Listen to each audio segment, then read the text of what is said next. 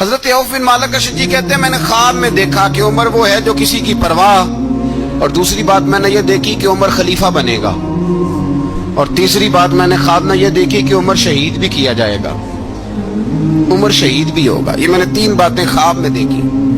فرماتے ہیں میں نے آ کے خواب حضرت ابو بکر صدیق کو سنائی، وہ خلیفہ تھے۔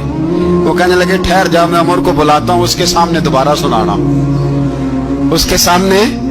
فرماتے ہیں میں نے بلایا حضرت عمر فاروق کو، آ کے بیٹھے، خواب شروع ہوا۔ کہا ایک بات تو میں نے یہ دیکھی کہ آپ ملامت کرنے والے کی پرواہ نہیں کرتے، دوسرا آپ خلیفہ بنیں گے۔ جناب عمر کہنے لگے چپ کر، ابو بکر کے سامنے ہی کہہ رہا ہے، چپ کر، خلیفہ کے سامنے ہی کہہ رہا ہے۔ تو حضرت ابو بکر صدیق کہنے لگے عمر اسے کہنے دو، مجھے لگتا ہے رب کی رضا یہی ہے کہ میرے بعد اگر مصطفیٰ کا منبر ملے تو عمر کو ملے، اسے کہنے دو، کہنے دو۔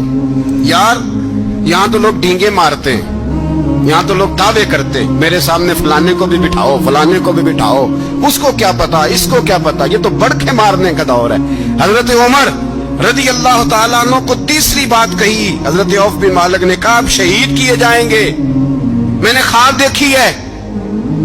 نیک لوگوں کے خواب بڑی حد تک سچے ہوتے ہیں۔ کہا میں نے خواب دیکھی ہے۔ تو حضرت عمر کہنے لگے شہید تو دلیر لوگ ہوتے ہیں، شہید تو دلیر، جسے سارا زمانہ دلیر کہہ رہا ہے وہ اپنے بارے میں کیا کہہ رہا ہے؟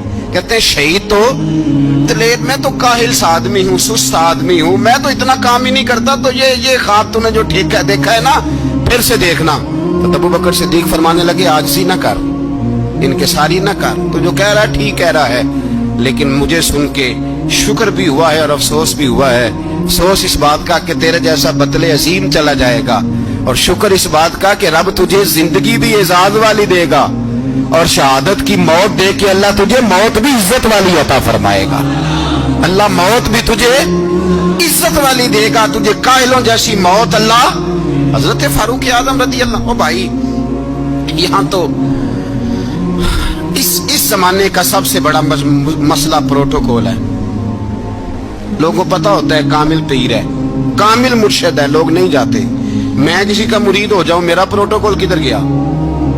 پتا ہوتا ہے یہ کامل استاد ہے، میں اس کے پاس بیٹھوں گا تو میری تربیت کرے گا، لیکن لوگ شاگرد نہیں بنتے۔ میں کدھر گئی؟ یہ پروٹوکول کی مصیبت ہے نا، اس نے بڑے بڑے لوگ زیرو کر دیے، بڑے بڑے لوگ۔ اور یہ مت سمجھے کہ آپ کا وزیر اعظم پروٹوکول لیتا ہے یا آپ کا صدر پروٹوکول، وزراء، ایسی کوئی بات نہیں۔ ہم چھوٹے طبقے سے لے کر بڑے سارے پروٹوکول کے قائل ہیں۔ ہمارا تو داماد بھی کہتا ہے کہ مجھے پوچھا نہیں میں تمہارے گھر کیوں آؤں۔ ہمارا تو بھائی ہر شخص اعلان کرتا ہے پروٹوکول کا، فلانے نے عزت نہیں دی تو واپس آ جاؤ، فلانے نے سلوٹ نہیں کیا تو واپس آ جاؤ۔ لوگ جہاں سلوٹ کرنا چاہیے وہاں بھی سلوٹ کرانے کے قائل ہیں۔